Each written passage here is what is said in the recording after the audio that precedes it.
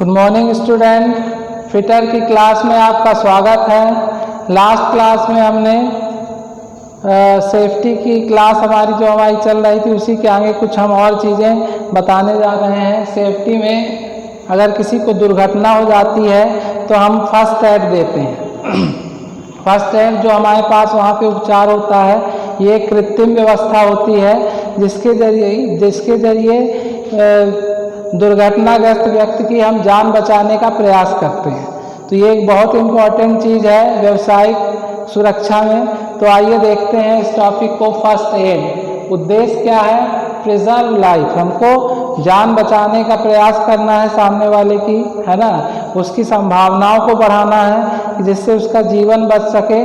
तो इसके लिए हम 3 प्रकार से व्यवस्था बनाते हैं। वायु मार्ग, एयरवे, ABC 3 चीज़ें हैं जैसा कि आप देख सकते हैं। A नंबर एयरवे, वायु मार्ग।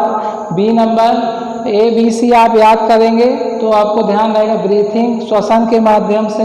तीसरा है परिसंचरण, उसका सर्कुलेशन। ठीक है, तो सबसे पहले देखते हैं आर्टिफिशियल रेस्पिरेशन में कौन से मेथड है जिसकी वजह से हमारे दुर्घटनाग्रस्त व्यक्ति की जान बच सकती है। तो 3 प्रकार के मेथड है यहाँ पे आर्टिफिशियल। पहला है सेफर विधि, फिर सिल्वेस्टर विधि और लावार्ड विधि। सेफर विधि में क्या करते हैं कि व्यक्ति को पेट के बल लिटाकर हम श्वसन की प्रक्रिया की उसकी चालू हो जाए, इसका प्रयास करते हैं। सिल्वेस्टर में पीठ के बल लिटाते हैं और लावार्ड विधि में मुंह से मुंह लगा के सांस लेते हैं, जिससे हमारा जो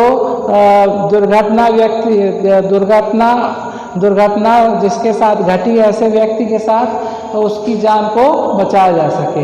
गोल्डन आवर्स एक यहाँ पे पॉइंट दिया हुआ है। गोल्डन आवर्स का मतलब होता है कि वो पहले 30 मिनट जिस दुर्घटना के बाद के, ये कौन से गोल्डन आवर होते हैं? दुर्घटना के बाद वाले होते हैं। दुर्घटना के बाद पहले 30 मिनट जिस पे व्यक्ति की जान बचाई जाती है उसको हम गोल्डन आवर के नाम से जानते हैं, जिससे व्यक्ति की जान बच सके।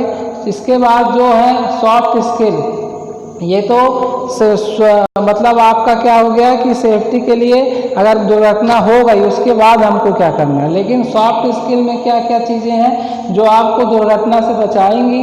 क्या है? पॉजिटिव एटीट्यूड, हमको हमेशा अपना जो एटीट्यूड रखना है वो पॉजिटिव रखना है। ठीक है ना, टीम वर्क करना, एक साथ मिलकर काम करेंगे। ठीक है, सेल्फ कॉन्फिडेंस, अपना जो आत्मविश्वास है वो बनाए रखना है। ईमानदारी से काम करना है और एक दूसरे के बीच जो बोलचाल का व्यवहार है वो अच्छा रखना, good communication skill. 5S concept बहुत इंपॉर्टेंट टॉपिक है स्टूडेंट, एग्जाम में कई बार पूछा गया है आपके, इसको बिल्कुल दिमाग में रखिएगा। इसमें कैसे क्वेश्चन बनते हैं ये भी मैं आपको बताऊंगा।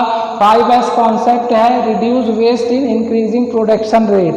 क्यों इसका 5S कॉन्सेप्ट लाया गया जी? यहाँ पे आप जो वर्ड देख रहे हैं जैपनीज वर्ड दिए हुए हैं, उसका इंग्लिश रूपांतरण ये है और हिंदी रूपांतरण ये लिखा हुआ है। 5S कॉन्सेप्ट का मेन उद्देश्य ये है कि आपका जो प्रोडक्शन है उसको बढ़ाया जाए, वेस्टेज को कम किया जाए। ठीक है ना, इंडस्ट्रीज के लिए ये 5S कॉन्सेप्ट बहुत अप्लाई होता है। आप कहीं भी जाएंगे तो इसी चीज़ पे काम होगा। ठीक है ना, तो ये इसका मेन उद्देश्य है, रिड्यूस वेस्ट इंक्रीजिंग प्रोडक्शन। अब ये जैपनीज वर्ड है सीरी, एग्जाम में आपसे पूछा जाएगा सीरी का इंग्लिश वर्ड क्या है या हिंदी वर्ड क्या है, तो आपको ये याद रखना पड़ेगा। सीरी को हम शॉर्ट बोलते हैं और हिंदी में छटनी। फिर सिट्सन, ये इसको इंग्लिश में सेट बोलते हैं और हिंदी में क्रम निर्धारण। और सीसन, इसको साइन बोलते हैं, स्वच्छता, चमक जिसे कहा जा सकता है। चिकित्सु, स्टैंडर्डाइजेशन, हिंदी में मानकीकरण।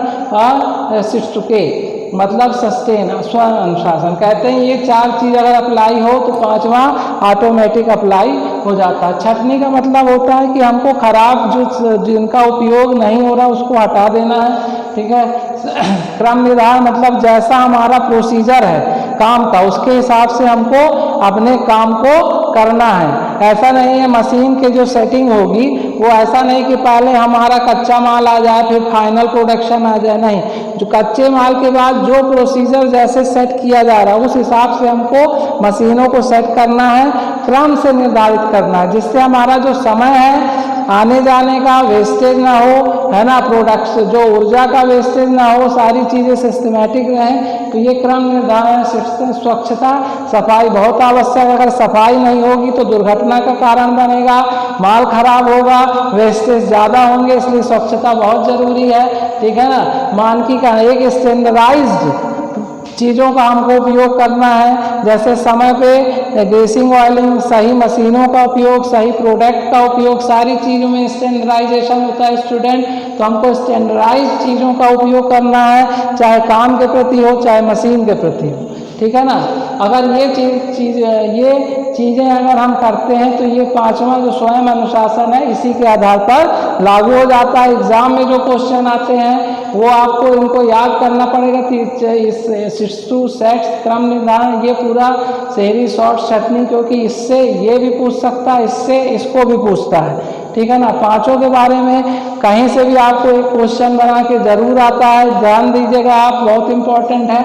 इसके बाद यहाँ पे आप जो सारणी बनी हुई देख रहे हैं ये वेस्ट और कलर कोड की है, क्योंकि इंडस्ट्रीज में अलग अलग प्रकार के वेस्ट निकलते हैं तो हम मिक्स करके वेस्ट को नहीं रख सकते, तो उसके लिए कलर कोड बनाया गया है जो एग्जाम में कई बार पूछा गया है। तो देखिए, पेपर के लिए ब्लू, प्लास्टिक के लिए येलो, मेटल के लिए रेड, ग्लास के लिए ग्रीन, फूड के लिए ब्लैक और अदर के लिए स्काई ब्लू।